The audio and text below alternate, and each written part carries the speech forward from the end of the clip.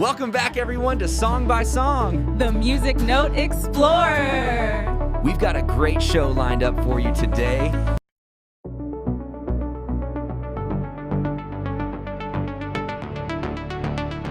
What if I told you one of the most iconic state anthems in American history, a song that defines a place for millions, was written by people who had never been there? And that the place it's truly about is a two-lane road in Maryland. That's the story of John Denver's Take Me Home Country Roads. It's a song about West Virginia that wasn't until it was. It's an absolute masterclass in how a piece of art can create its own reality. The song has been certified platinum, adopted as one of 4 official state songs for West Virginia, and in 2023 was even added to the National Recording Registry by the Library of Congress. All from a song that was almost about Massachusetts.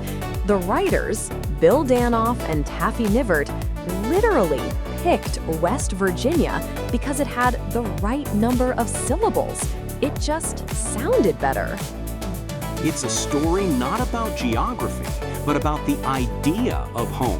An idea so powerful, it convinced an entire state and then the world to adopt a myth as its own beautiful truth. So, let's go back to the beginning. It's 1970. Bill Danoff and his partner Taffy Nivert are driving down a winding road, not in West Virginia, but in Montgomery County, Maryland. They're on their way to a family reunion in Gaithersburg, and the road is Clopper Road. It's just a beautiful country drive, and Danoff is struck by it. The phrase country roads gets stuck in his head. He'd been trying to work that phrase into a song for a while, but there's another piece to the puzzle, a memory from his childhood in New England. Exactly. He grew up listening to the Wheeling Jamboree broadcast on WWVA, a powerful radio station out of Wheeling, West Virginia. That subconscious memory is what inspired the line, "Radio reminds me of my home far away." It's nostalgia for a broadcast, not a place he lived. So they have these fragments, these feelings. They're a folk duo called Fat City, and they even think, maybe we could sell this to Johnny Cash. But the song stalls.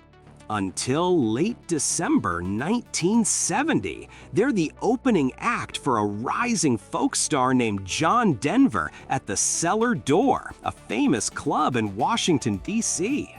And this is where a bit of bad luck becomes a career-making moment. Earlier that day, John Denver had been in a minor car accident and broke his thumb. Wait, really? That's the catalyst? That's the catalyst. He can't really play guitar, so after the show, instead of a big jam session, he just goes back to Danoff and Nivert's apartment to listen to music.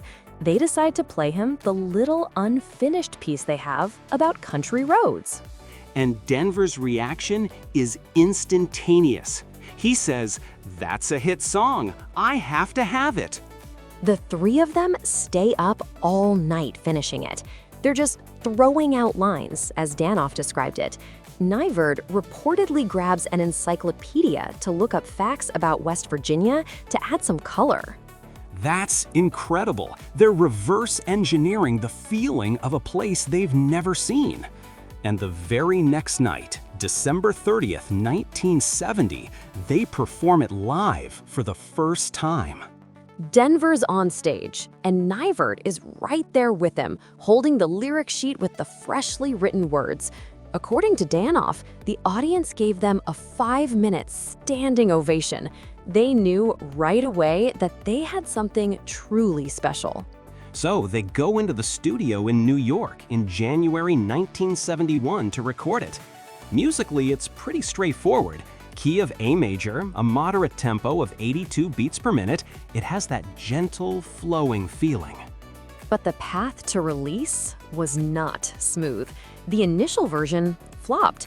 RCA Records wasn't sold on it. They thought it was too folky for radio, and on top of that, there was a technical glitch with the pressing, so they pulled it. This is a pivotal moment. So many great songs die at this stage. But Denver's belief was unwavering. He personally went to his manager, Jerry Weintraub, and insisted they push RCA to re-release it. It reminds me of Queen fighting their label over Bohemian Rhapsody. It's that deep artist conviction that a song has to be heard. And for the re-release, they brought in Eric Weisberg, who layered in that iconic banjo and steel guitar, really giving it that country folk texture. And they did something brilliant with the vocals. Towards the end of the song, Denver, Danoff, and Nivert overdubbed the chorus multiple times. Right, which creates this swelling campfire sing-along effect. It sonically invites you to join in. Even though Bill Danoff later said he felt the final mix had too much echo, that very echo is what makes it sound so anthemic, like it's bouncing off of mountains. And then there's the central decision of the whole song, the location. Danoff admitted that his first thought for the lyric was Massachusetts. Why? Simply because it had 4 syllables and fit the meter. This is such a great window into the craft of songwriting. It's not always some divine, place-based inspiration. Sometimes it's about phonetics, cadence, and mouthfeel. West Virginia just has this beautiful, rolling rhythm to it. Almost heaven, Massachusetts just doesn't hit the same way. The choice of West Virginia was a technical one that had profound and completely unintended cultural consequences. Which leads us to the song's incredible second act. Released in April 1971, it hits number 2 on the Billboard Hot 100 by August. It's a massive commercial success. But its real legacy is as the greatest piece of accidental branding in music history. The state of West Virginia essentially received the most effective tourism campaign imaginable, completely for free. As early as 1972, West Virginia University starts playing the song after every home football and basketball game. It becomes a ritual, a tradition woven into the fabric of the state's largest institution. And the state leadership was smart enough to lean into it. They didn't reject it because of its Maryland origins. They embraced it. In 1980, for the dedication of the new Mountaineer Field, they invite John Denver, along with Danoff and Nivert, to perform the song. It's this incredible moment of officially sanctifying the connection. From there, it just snowballs. The State Tourism Board eventually purchases the rights to use the song in its marketing. That opening line, "Almost Heaven, West Virginia," is now a globally recognized slogan that they didn't have to workshop or focus group. The song did all the work. But the official adoption took over 40 years. It wasn't until March 7, 2014 that "Take Me Home, Country Roads" became one of the state's 4 official songs. And the story of how that happened is perfectly fitting. It wasn't a top-down legislative push. The idea started when a listener called into a local radio show hosted by Dreama Denver, the widow of actor Bob Denver, interestingly no relation to John, and asked if it was an official song. Discovering it wasn't, she contacted a delegate named Marty Gearhart, who got the ball rolling. It was a genuine grassroots effort to formalize a cultural truth that had existed for decades. Gearhart's argument for it was brilliant. He acknowledged its out-of-state origins, but declared it 100% West Virginia in spirit. He said it captured the profound desire of people with ties to the state to return home. He understood the core principle at play here. The emotional ownership of the song had become far more powerful than its factual birthplace. West Virginia didn't just adopt a song, it adopted a feeling and made it its own. But that adoption wasn't without its own little undercurrent of debate, a tension that still exists if you look closely. And it's all about the geography.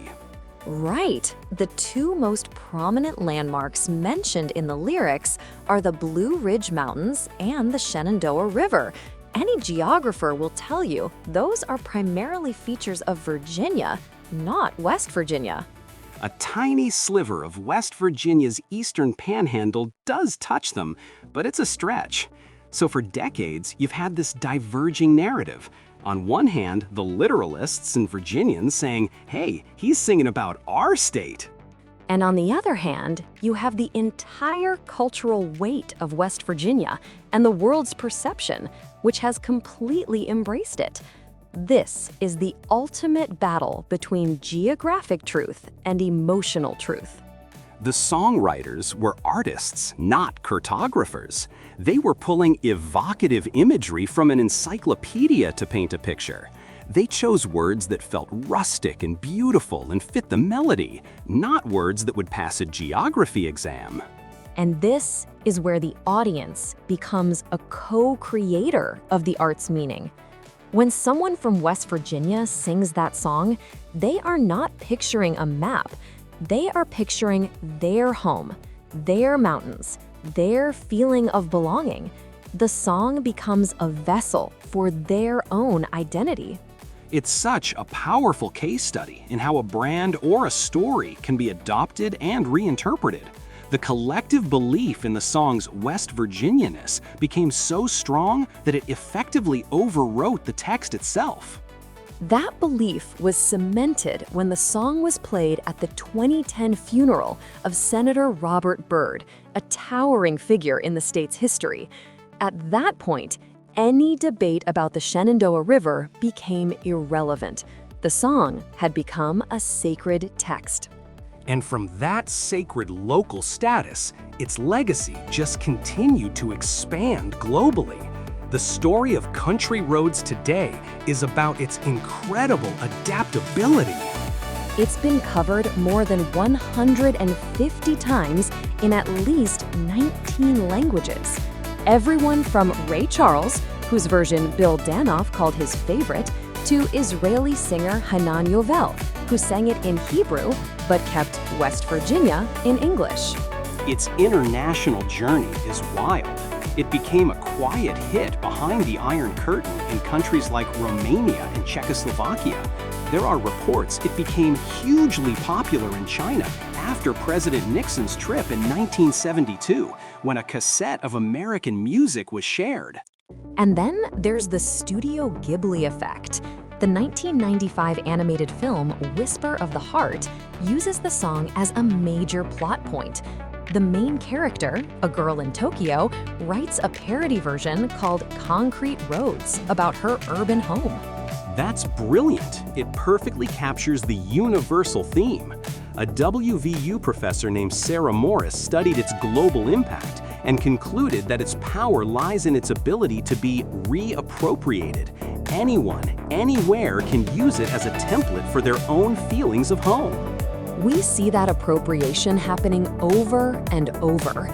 In 2018, the video game Fallout 76, set in a post-apocalyptic West Virginia, used a haunting cover in its marketing, and the song became a hit all over again. And just this year, in February 2025, it was featured in a Super Bowl LIX commercial, sparking a massive stadium-wide sing-along. 50-plus years later, it's as relevant as ever. All of which culminated in its ultimate recognition in 2023, when the Library of Congress selected it for the National Recording Registry, preserving it as a culturally and historically significant piece of American art. It's an unbelievable journey, from a Sunday drive on Clopper Road to a late-night session fueled by an encyclopedia and a broken thumb to a global anthem of belonging. It's a song that proves that home isn't always a place on a map. Sometimes it's a feeling you have to write into existence first.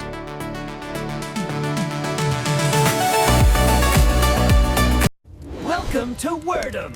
Hello, puzzle people! I'm Webster Gridley, your official guide to the world of Word'em. Can we be honest for a second? You know that feeling when you finish your daily word puzzle? You have to wait 24 whole hours to play again? Who has time for that? Not me, and I bet not you. That's why we built Word'em. The waiting game? Over. Sure, we have the daily challenge. Everyone gets the same word once a day, so you can still brag to your friends. But flip the switch to free play, and you have infinite puzzles. Forever! Got a roommate who ruins your stats? Word'em lets you create separate profiles right on the same device. Your streak is safe with me. It's sleek, it's animated, it's fun. Word'em. Play daily. Play forever.